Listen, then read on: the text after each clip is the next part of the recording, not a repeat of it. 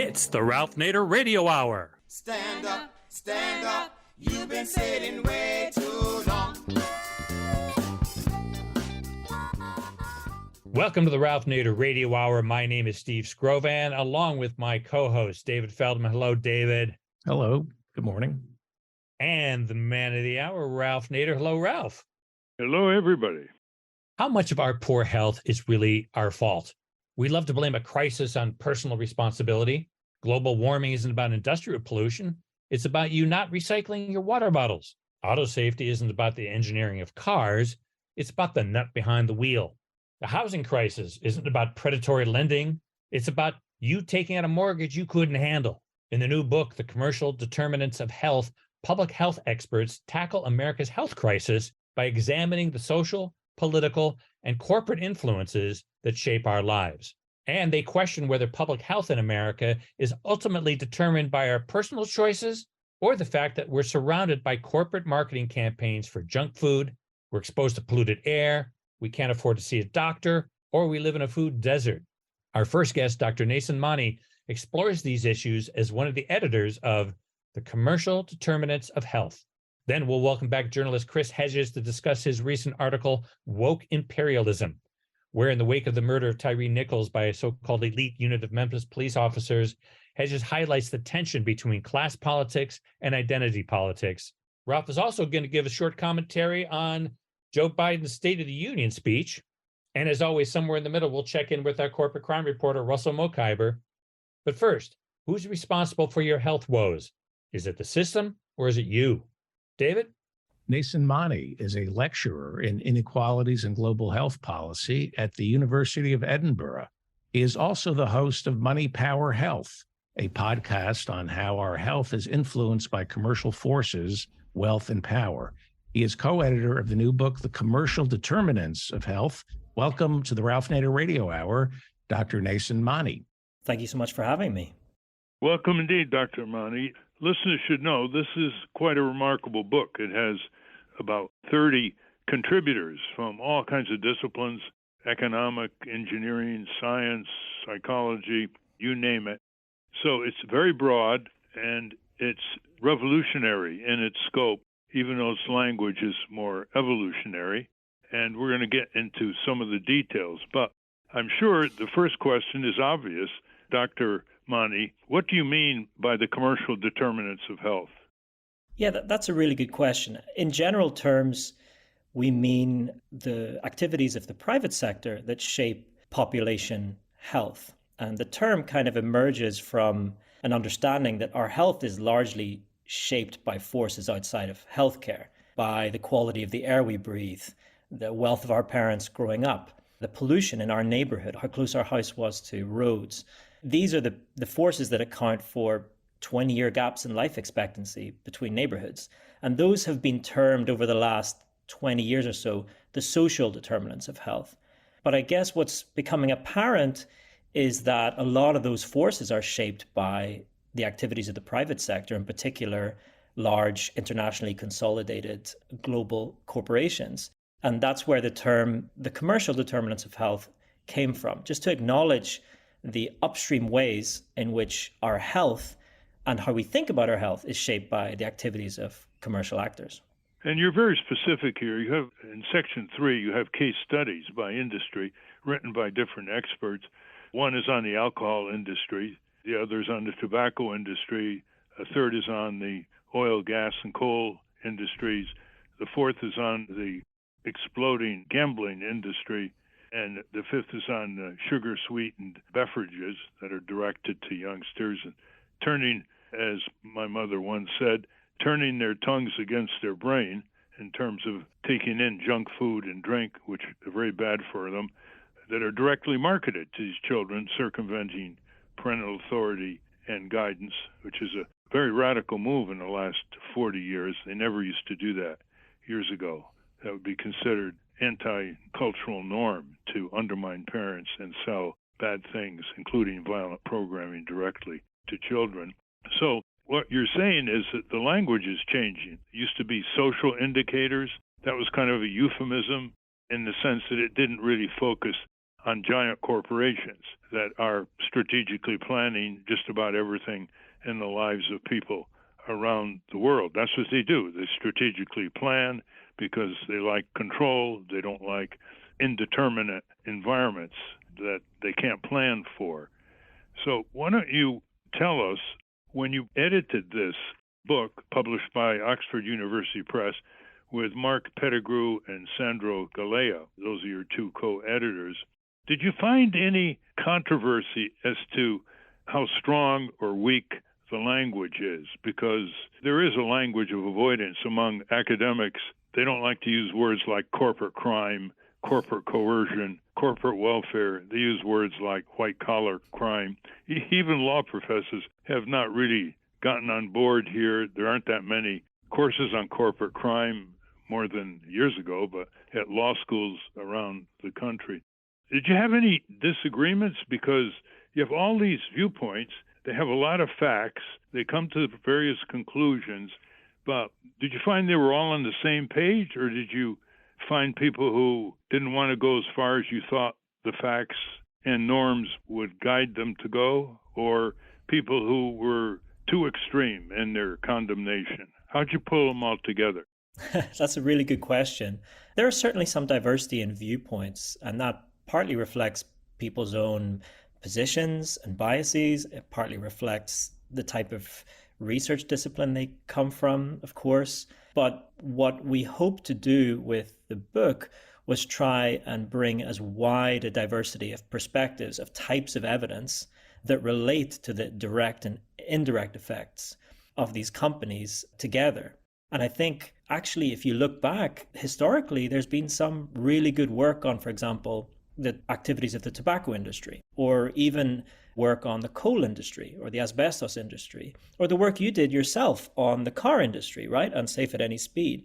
But what often happens is some of this work happens in silos. So you had whole conferences and groups of academics focused on the tobacco industry, whole journals dedicated to that topic, and then whole separate groups of advocates, academics, focused on the alcohol industry or alcohol in general, right? And I guess the idea of the commercial determinants of health as a lens, and what we hope to do in the book, was show that these forces have strong parallels between them. They use similar strategies, sometimes language, third-party organizations.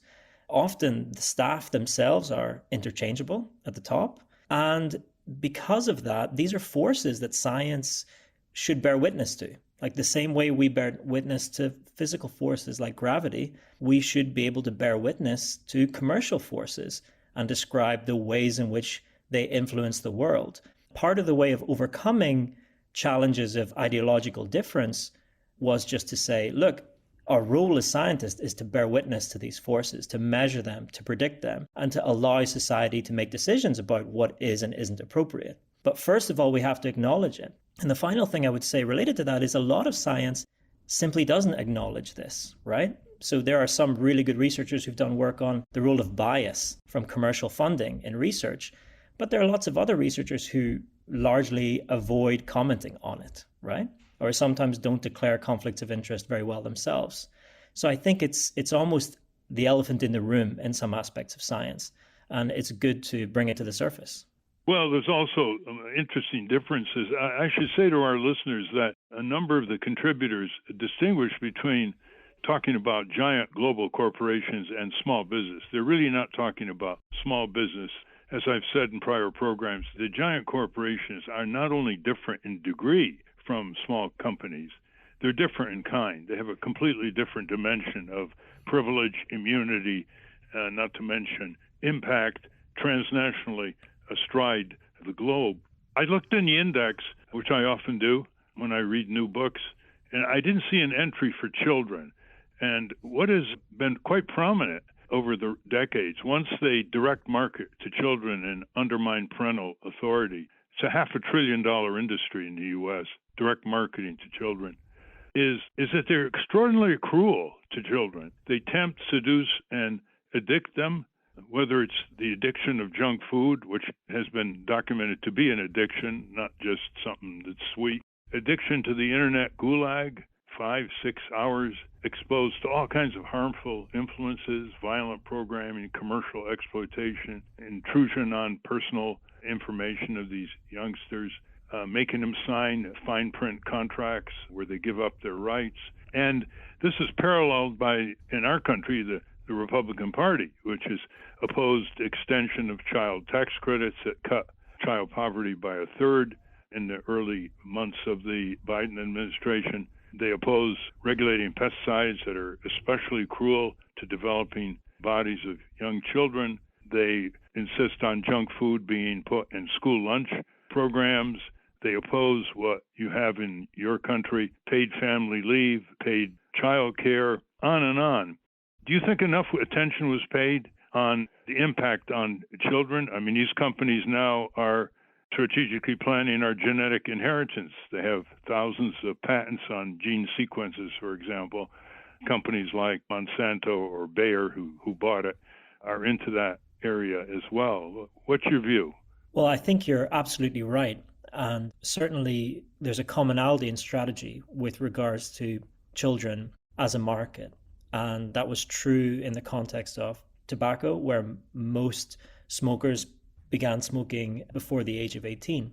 And advertising was acknowledged internally as a really important way to ensure brand loyalty at a quite young age. Similarly, in research we've done on internal alcohol industry advertising case studies, you see them talk and worry about replacing the heavy drinkers of today. They're super consumers, and they talk about how they're going to recruit the heavy drinking loyalists of tomorrow. That was a direct quote from one of their internal documents. So I think you're right, and we could have probably focused more attention on children specifically, but really it cuts across a huge swathe of these companies and the way in which they choose to protect and grow future revenue. One area that we've done some research on recently, which is particularly concerning, is how industry-funded charities are allowed entrance into schools to promote framings of problems and solutions that align closely with their other strategic interests. So a recent paper led by a colleague of mine looked at the way in which alcohol industry-funded charities were presenting their education programs to schools on alcohol. And those programs were very, very selective in what they focused on. They talked about, learning how to drink properly, making sure that, children know how much is in a unit of alcohol and the historical legacy of alcohol and the ingredients in it. But they wouldn't reference alcohol marketing or the role of the alcohol industry, that kind of thing. So I think that's not just the case for alcohol. We find that in other sectors. And it's eerily familiar with earlier examples where when the Lorax came out and there was a very strong sort of increase in interest in environmentalism, that there was like a logging association that produced a children's book to counteract the Lorax called The Truax, that spoke about the value of the logging industry and framed the Lorax as kind of a goody two-shoes who doesn't know what the real world is like. Well, I think people in our country who are older remember Paul Bunyan, who's a fictional creature of the lumber industry. And they got into all the schools. They actually had little stories, pamphlets distributed. And I remember one that Paul Bunyan was a fictional character alleged to have been born in Maine, and when he was born, he was 200 pounds. And anyway, when he grew up, he became a lumberjack and connected with the great blue ox and set out cutting down trees. And so they had all these pamphlets watching Paul Bunyan go across country, laying waste to forests. And when he finished off trees in Montana, he was heading for Alaska. And the last line of the book was, and Paul Bunyan and the blue ox will continue until the last tree is down. How about that one? For generations of American elementary school students. And we were never told the truth, of course.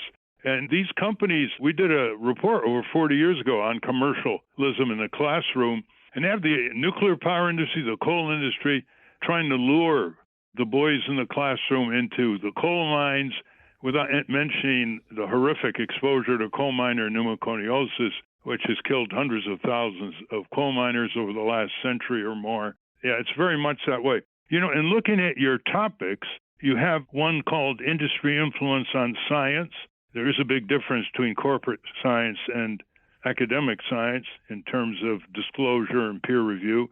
You have one on role in trade deals and investment.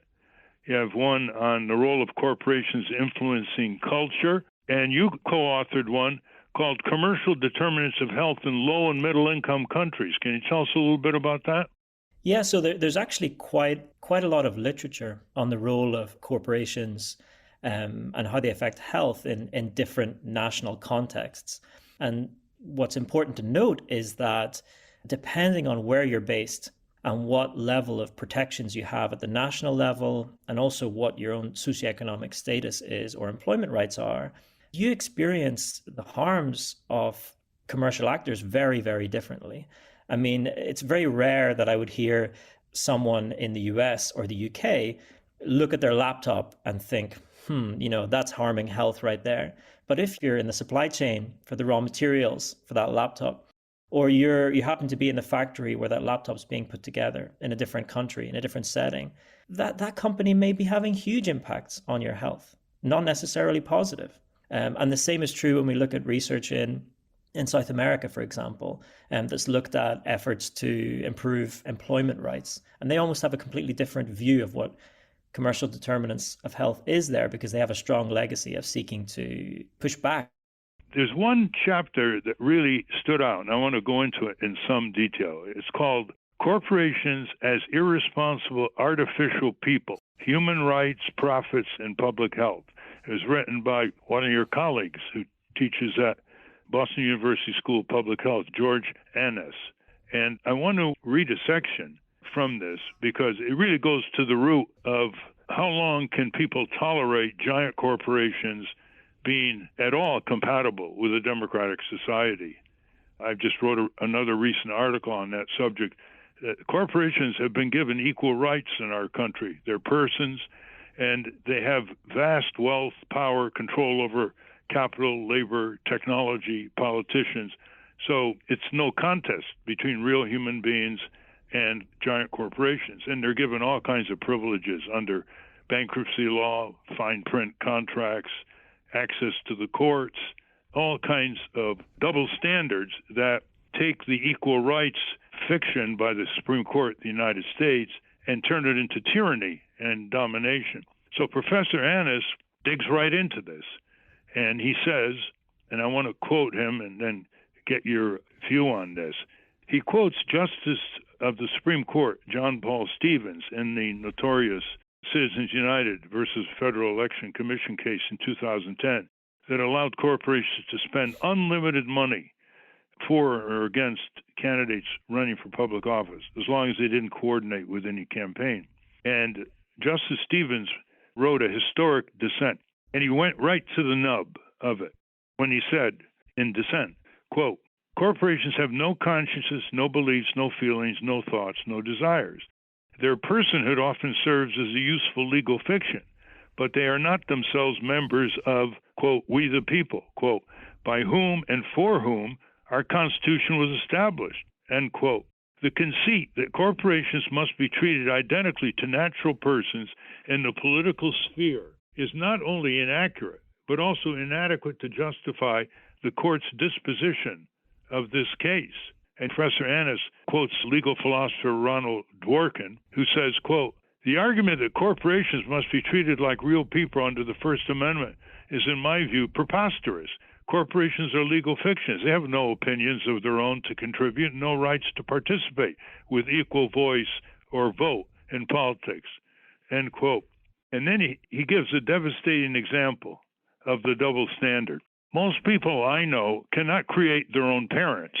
Corporations create their own holding companies for evasive purposes, tax evasion, regulation evasion. Most people cannot create thousands of subsidiaries lodged in files in the Grand Cayman Islands or some other tax haven. But this is what happens when you give corporations the equal rights of persons. I'm going to quote Professor Annis. He said, "Pfizer was fined $1.2 billion by the federal government for fraudulently marketing Bextra.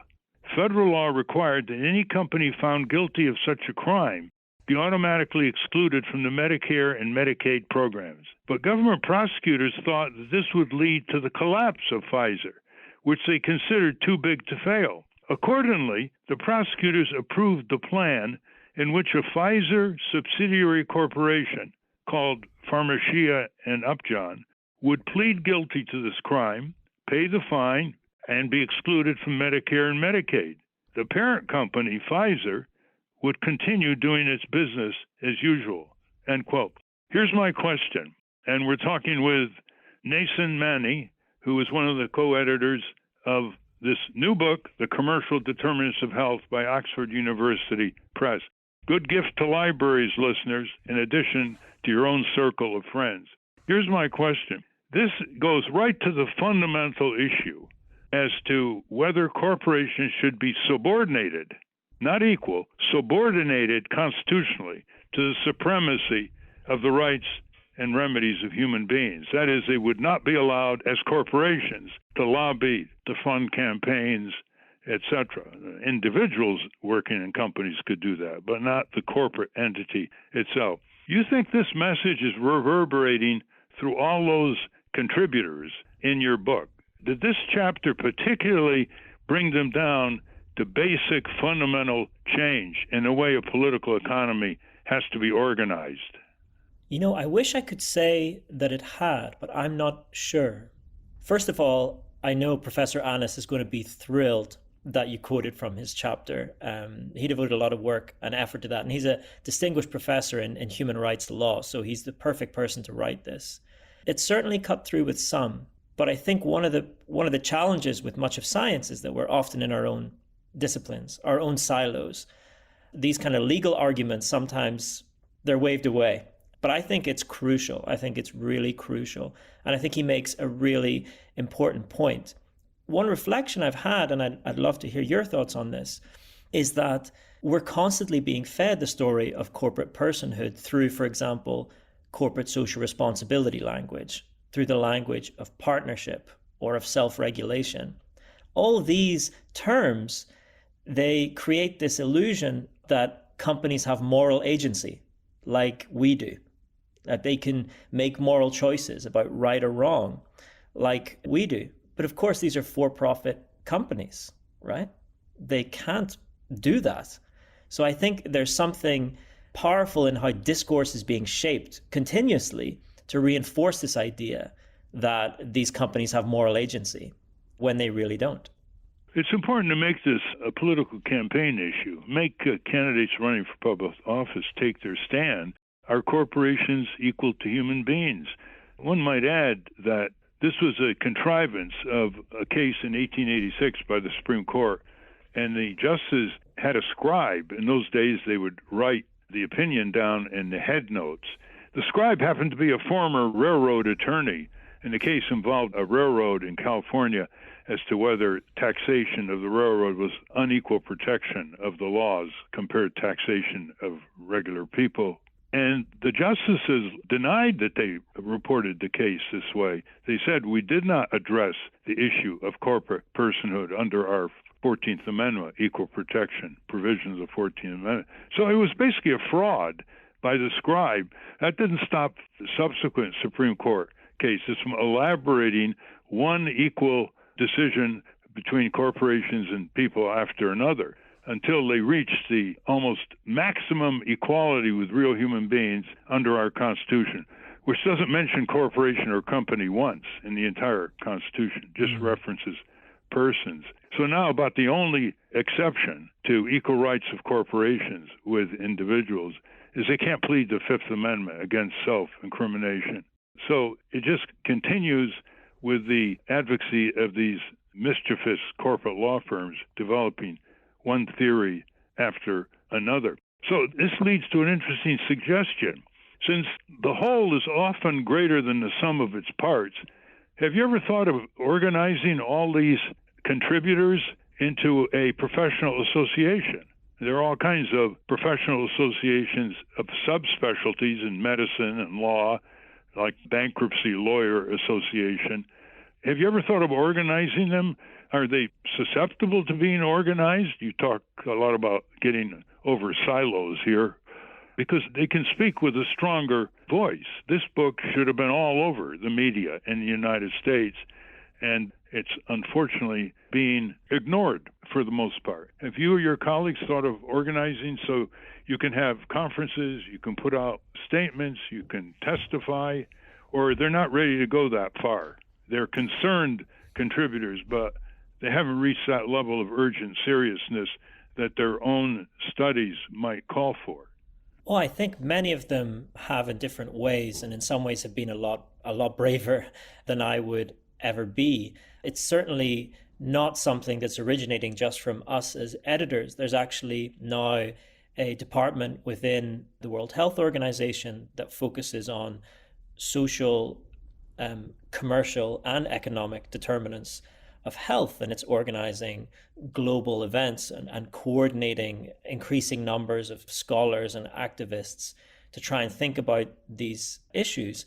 There are, if you take the example of infant formula marketing, there's a series out this week in The Lancet, one of the leading medical journals worldwide, that explicitly acknowledges the role of infant formula companies in continuing to shape norms and consumption globally. So I think there's an increasing amount of cohesion in the scientific community that these are important issues.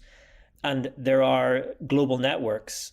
There's a governance for ethics and public health network that's composed of a lot of researchers from all over the world. So there are these networks forming, and I think that's a good sign. The problem, I think, is that these ideas have to, as you say, move into public discourse, right? They have to get wider coverage, and they have to penetrate into public opinion. And part of the problem is what we call the pollution of discourse. It's the idea that all these companies, for their own reasons, are feeding into discourse, right? With narratives of individual responsibility, or how complex it all is, or the apocalyptic alternatives if we regulate them in terms of economic development or even civil rights. And I think it's important to acknowledge that, right? That each of these companies does it for their own ends. Exxon says that the science around climate change is incomplete or regulators are flawed. A pesticide company says the WHO is flawed and the science is incomplete about its links to cancer. And these all have cumulative effects, right? The sum is greater than individual parts. These collectively pollute our discourse, just like companies might pollute our environment. So it's a very powerful force to try and overcome. Well, in some of your writings in this book, you attribute the motivation, obviously, to the profit motive, the drive for more sales, more profits, more executive compensation, and that creates a lot of damage and harm. But you also say that the profit motive has often created some good products because of regulation. You want to give that some examples? Yeah, so the best way to think about this, I think, is to look at cross-country comparisons, right? And to take an example that might be most relevant, we could look at the pharmaceutical industry or the medical device industry. In the US, that industry has been gifted extraordinary power, and almost unique among countries globally, it is able to exert that power, both in terms of lobbying, in terms of setting prices, in terms of holding sway over discussions about changes to the system through political advertising, but also through patent protections and just a kind of, you talked before about knowing the rules of the game. And this is an example of an industry that knows the rule of the game very well and exploits it massively in the US, including through direct advertising to patients. Almost all of that is just simply not allowed in a country like the UK. You know, the pharmaceutical industry is much more tightly regulated. It can't market to consumers. Prices for medicines are negotiated nationally. They have to meet a cost effectiveness threshold. The industry can only input in a certain place. So the same industry, because it's been so much more tightly constrained, costs the UK a lot less money. And the UK enjoys longer life expectancy than the US and better health outcomes along a whole range of conditions, right? So you can see how an industry, if constrained in the right way, can be of greater benefit than it might otherwise be. But equally, if left unrestrained, it can be quite damaging. Well, Amory Lovin's the early advocate of renewable energy and opponent of nuclear power once said quite incisively, markets make good servants but bad masters. And of course, markets is another name for corporate marketing. You wind up this book with what you call a research and translational agenda. Could you please outline the agenda briefly? I'll do my best. So the purpose of the end of the book was to look forward and think, what is the implication of all these different strands of evidence and all these different contributions? And these are just the tip of the iceberg of the wider literature. And it's to say that, well, we know enough to start to influence how we engage with these corporations, how we regulate them individually and collectively. We know enough that we can predict the kind of actions they might engage in if their profits are threatened, if there's risk of regulation. We also talk about we don't need necessarily to insist on an all or nothing approaches. There's scope for radical incrementalism. There's scope to improve all the time on the system as it is now. And we also talk about how there's a risk of this becoming just another academic silo, another discipline with groups of researchers who pat themselves on the back and say, we conduct research on commercial drivers of ill health. Aren't we good? We meet in conferences, we swap papers and citations, and that's the end of it. And we talk about how this research needs to translate into the real world. It needs to be impactful. And that's kind of a responsibility that science has generally, but we in particular have to take very, very seriously. This is a good first start. And we look forward to additional expansions of what you've just said with empirical rigor, because the planet is running out of time, not just climate disruption, but expanding pandemics, ravaging of land, forest, elected dictatorships, you name it. David? Yes, thank you. Following through on this theme, in America, children are brainwashed that government is the enemy. The nanny state is making all of us weak. Has the anti-government propaganda spread to Europe the way it has in the United States? Has it spread to the UK? And how do we teach children that, for better or worse, the only solution to all our problems is government?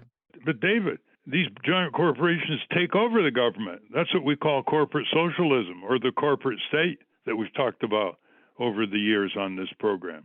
Yeah, these are really big questions. I think on the topic of the nanny state kind of rhetoric, it absolutely has spread to the UK and has been a pivotal feature in recent debates. And it does permeate into Europe, although perhaps to a lesser extent.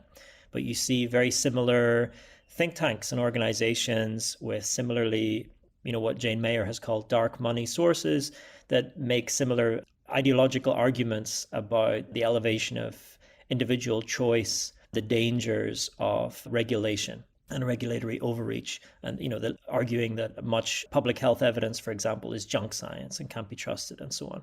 So you do see that, although not probably to the extent that it has really historically occurred in the US. I think when it comes to how do you protect children and how to change this mindset, like we said before, part of this is about influencing public discourse in really meaningful ways. But I do think there's value in learning from counter-marketing. We've had examples of counter-marketing campaigns and initiatives around, say, the tobacco industry. Why can't we have counter-marketing campaigns that more generally speak to the role of us as citizens in society and frame corporate power as something that children can actually bear witness to, expose, and push back against? I think ultimately, these are structural problems that require structural solutions. But in the meantime, there may be ways in which we can reduce influence along the way. We're out of time, unfortunately.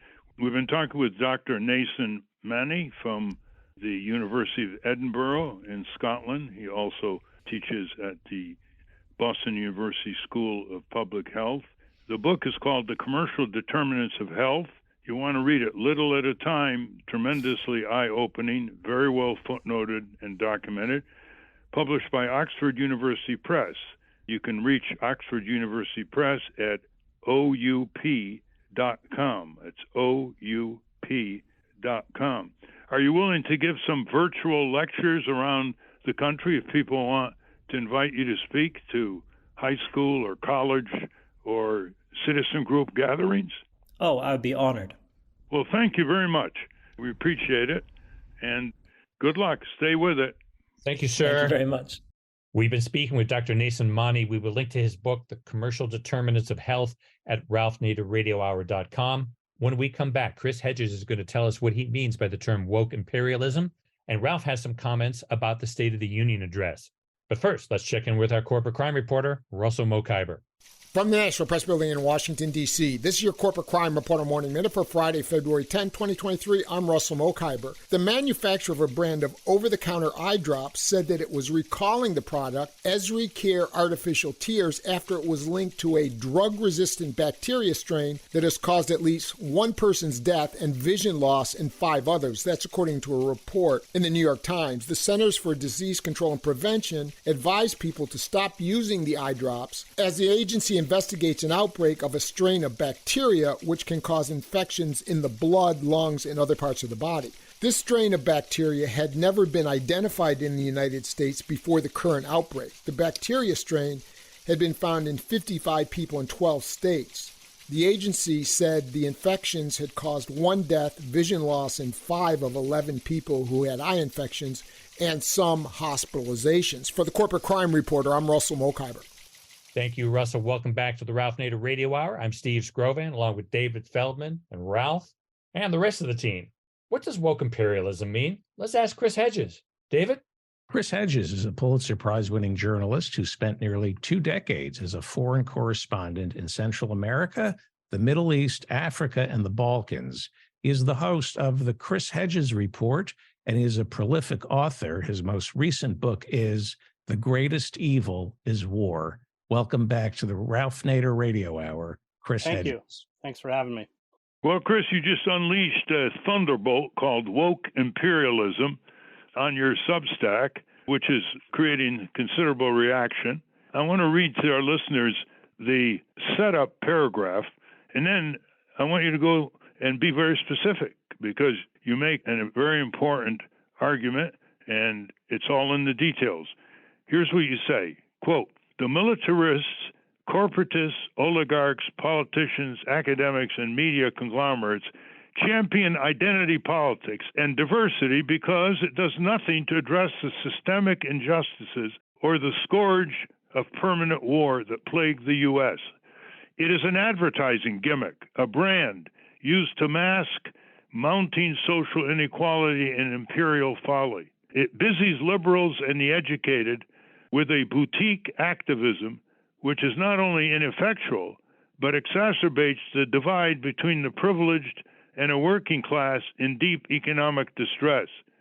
The haves scold the have-nots for their bad manners, racism, linguistic insensitivity, and garishness, while ignoring the root causes of their economic distress. The oligarchs could not be happier," end quote. And that's what you call woke imperialism. And I'm sure our listeners are saying, what does he mean by that specifically? Give some examples. Political correctness, this hypersensitivity to systemic injustices and prejudices, especially those around ethnic, racial, or sexual minorities, but it's a largely linguistic concern. It's not actually concerned with ameliorating the social and economic injustices which plague these groups. And as you know, later on in the article, I kind of list the dire economic situation faced by people of color, in particular blacks, in the United States. And the corporatists and even the Pentagon, of course, is now recruiting transgender soldiers. They love it because it essentially gives them a kind of veneer of inclusiveness and diversity and sensitivity while they continue, in the case of Wall Street, to plunder and loot the nation, and in the case of the military-industrial complex, to carry out one military fiasco after another, not to mention the fact the resources, over $850 billion a year. Chris, you give other examples where elevating to CEO status or high office of minorities, women, people who have been usually excluded, and it doesn't make any difference in terms of the organizations they're running. Why don't you give some examples? Well, I open with the murder of Nichols by the 5 black Memphis police officers. And not only are the former officers black, but the city's police department is headed by a black woman. None of this, of course, helped Nichols, who just became a victim of another modern-day police lynching. And then in the third paragraph, I kind of go through. I begin with Charles Curtis. He was the first Native American vice president, but he pushed through legislation mandating assimilation and the revoking of tribal land titles. Clarence Thomas, who opposes affirmative action. Victoria Nuland used to work for Dick Cheney when he was vice president, and now works for Biden. I mean, just kind of mutates from one Democratic to Republican to Democratic administration. As a war hawk, a cheerleader for the wars in the Middle East. She's now in the State Department. Does Lloyd Austin, who's an African American, and now the Secretary of Defense, has this done anything to ameliorate permanent war? You know, is social inequality and the surveillance state somehow better because the CEO of Google and Alphabet is of Indian born, is born in India, of Indian descent? We have a woman who is the CEO of Northrop Grumman, another is the CEO of General Dynamics, and then a figure like Janet Yellen, who openly promotes increasing unemployment, and this is a quote unquote, job insecurity, to lower inflation as the Secretary of the Treasury. And it's just celebrated not just in the political and economic arena, but also in the entertainment arena. So I mentioned Catherine Bigelow, who made the movie Zero Dark 30, which was just agitprop for the CIA. So these people are selected to essentially provide an appealing face to a system that carries out tremendous cruelty and imparts tremendous suffering on the very people these, women or people of color claim to represent. So they're not actually serving their communities, they're serving the system. And it's this kind of species of corporate colonialism. I think it's kind of what it's modeled after. So you had all sorts of people, Papa Doc and Anastasio Somoza in Nicaragua, and Mobutu Sese Seko in the Congo, and the Shah in Iran. They would all do the dirty work while allowing large corporations, whether it was United Fruit or British Petroleum in Iran or whatever, to loot the country.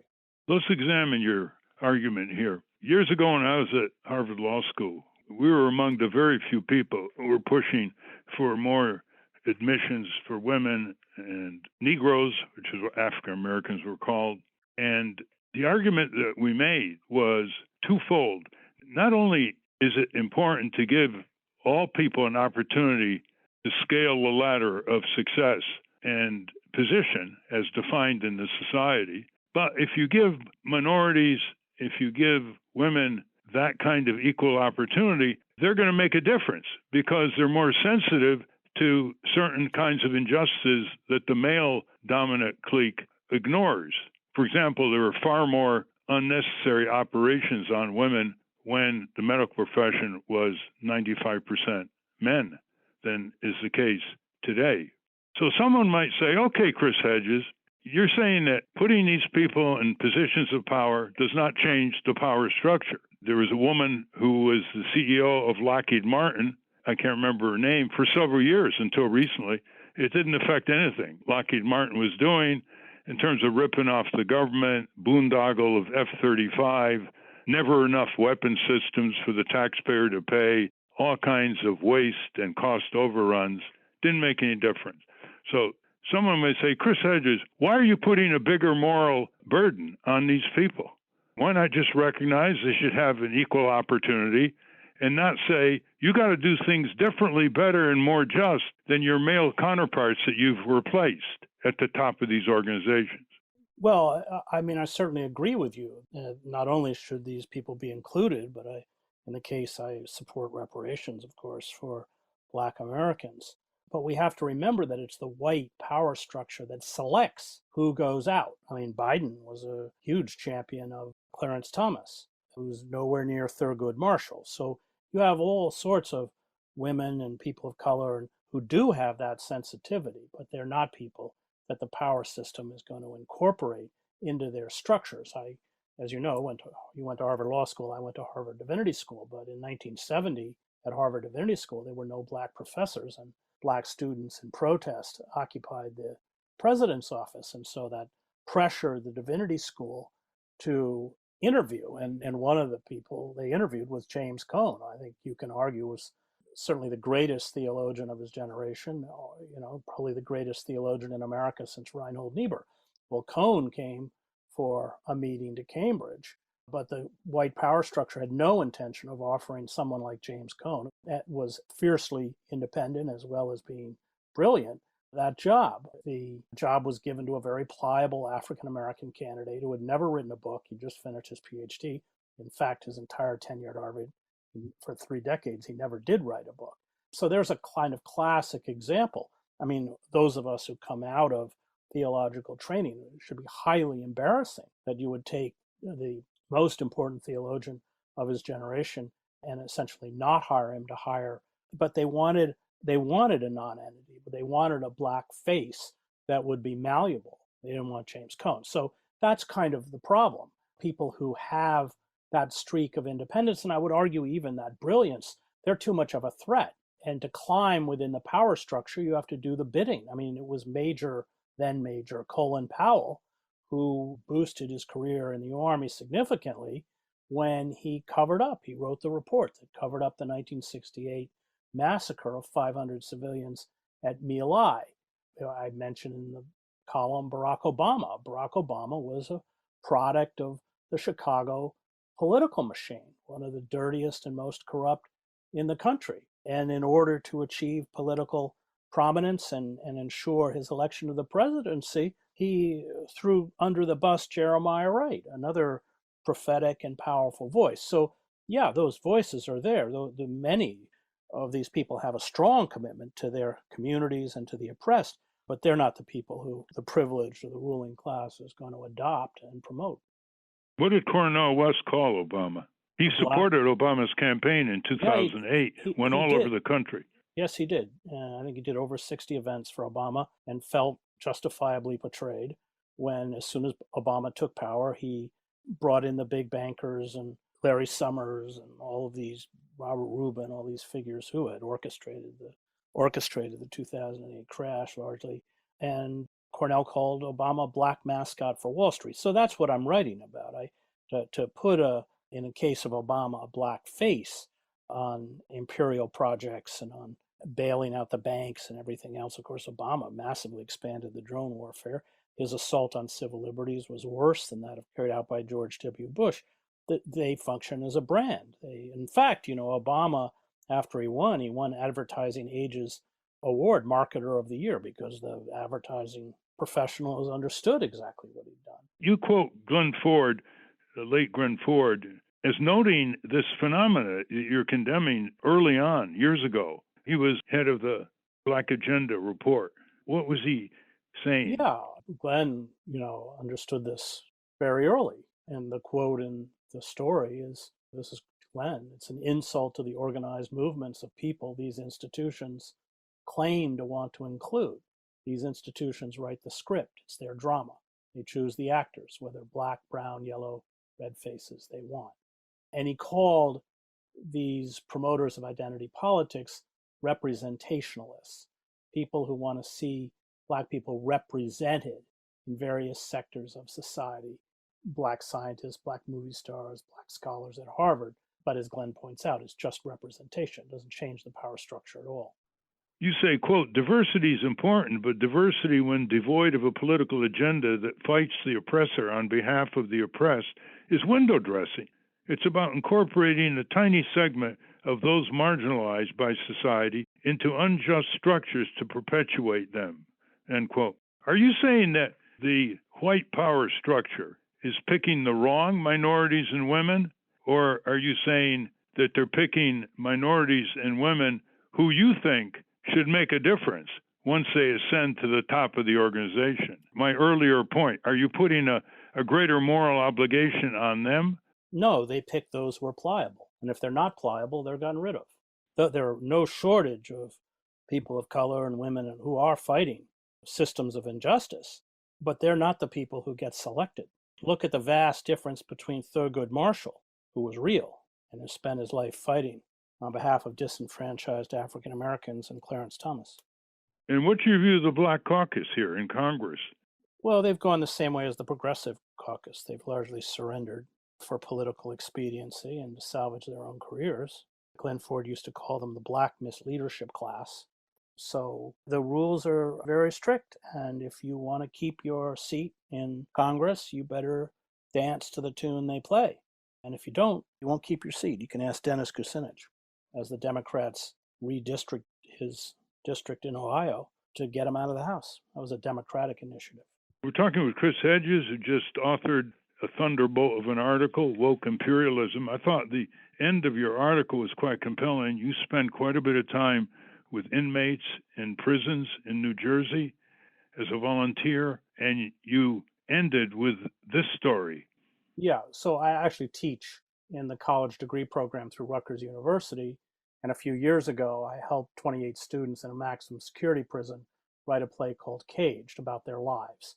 And the play ended up running for a month at the Passage Theater in Trenton, sold out almost every night. It was subsequently published by Haymarket Books. But the 28 students in that class insisted unanimously that the corrections officer that was written into the play not be white. That was too easy. And that allowed people to simplify and mask the oppressive apparatus of banks, corporations, police, courts, and the prison system, all of which make diversity hires.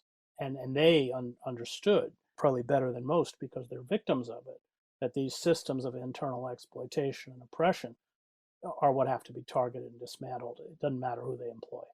Well, let's open this up, David. Chris, you brought up Jeremiah Wright, who Obama threw under the bus. Jeremiah Wright, first name Jeremiah. How culpable are America's religious leaders for not letting loose with Jeremiads? Where are the prophets, the Jeremiahs? Where's the fire and brimstone telling Americans to repent for what we're doing to people overseas and to ourselves? Well, that was Jerry. I mean, and nobody did it with more brilliance or more eloquence. And I mean, people should listen to him. He's stunning and prophetic. And of course, as soon as he became a liability, he had not only married Barack and Michelle Obama, but I know, Jerry's a friend of mine, he had mentored Obama from the moment he landed in Chicago. Obama knew very little about the African-American experience. He was raised in a white household in Hawaii. And in many ways, he became a kind of surrogate son.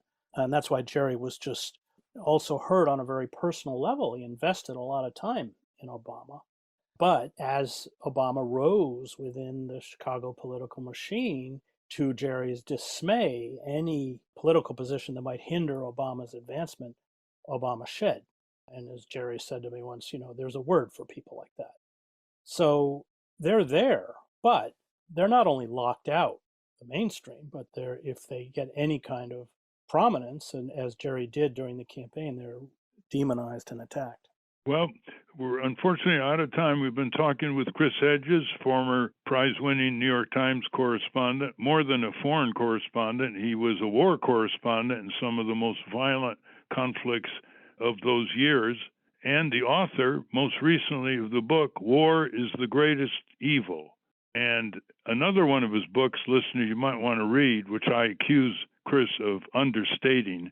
His title of his book is The Death of the Liberal Class, and it was prescient when it came out, and the liberal class has further confirmed Chris's foresight. Thank you very much, Chris. Thank you, Ralph. We've been speaking with Chris Hedges. We will link to his work at ralphnaderradiohour.com. And now for a final word. Ralph, in terms of just style, I thought Joe Biden did a pretty good job for the State of the Union. Your thoughts? Well, I have to disagree partly. It was full of good recommendations that the Republicans have been blocking: environmental, climate, child tax extension, protection of workers, minimum wage. He made all the lists, but it was too palsy-walsy. That is, a good many of the 38 million people who apparently watched or listened to Joe Biden's State of the Union speech could miss the fact that the reason why he was pressing forward on this huge list of improvements for the American people is that the GOP is blocking it. He didn't make that clear at all. He wanted to talk bipartisan, palsy-walsy, and so forth. And he's done that again and again in the speeches that he's made. Second, he didn't spend enough time on climate disruption. It was almost a throwaway paragraph, and he should have been much more pointed on that, in addition to his warning about what could this mean to the globe. I was looking for more specifics. And thirdly, he called Nancy Pelosi the greatest House Speaker in American history. Well, she only lost the last 5 out of 7 congressional races, starting in 2010, 12, 14, 16, 4 losses. She got in 2018, just squeaked by in 2020, and lost against the worst Republican Party in history in 2022. I don't know how that qualifies as being the greatest speaker in House of Representatives history. I want to thank our guests again, Dr. Nason Maani and Chris Hedges. For those of you listening on the radio, that's our show. For you podcast listeners, stay tuned for some bonus material we call the Wrap-Up, and we've got a new feature in the Wrap-Up, so tune into that. A transcript of this program will appear on the Ralph Nader Radio Hour Substack site soon after the episode is posted. Subscribe to us on our Ralph Nader Radio Hour YouTube channel. And for Ralph's weekly column, it's free. Go to nader.org. For more from Russell Mokhiber, go to corporatecrimereporter.com. The American Museum of Tort Law has gone virtual. Go to tortmuseum.org to explore the exhibits, take a virtual tour, and learn about iconic tort cases from history. We have a new issue of the Capitol Hill Citizen out now. To order your copy of the Capitol Hill Citizen, Democracy Dies in Broad Daylight, go to capitolhillcitizen.com. And remember, to continue the conversation after each show, go to the comments section at ralphnaderradiohour.com and post a comment or question on this week's episode.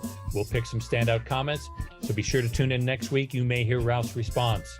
The producers of the Ralph Nader Radio Hour are Jimmy Lee Wirt and Matthew Marin. Our executive producer is Alan Minsky. Our theme music, Stand Up, Rise Up, was written and performed by Kemp Harris. Our proofreader is Elizabeth Solomon. Our associate producer is Hannah Feldman. Our social media manager is Stephen Wendt. Join us next week on the Ralph Nader Radio Hour. Thank you, Ralph. Thank you. It was a great program. I just have a little suggestion for listeners. Next time you meet someone, instead of saying, "How are you?" why don't you ask, "How's your civic life?"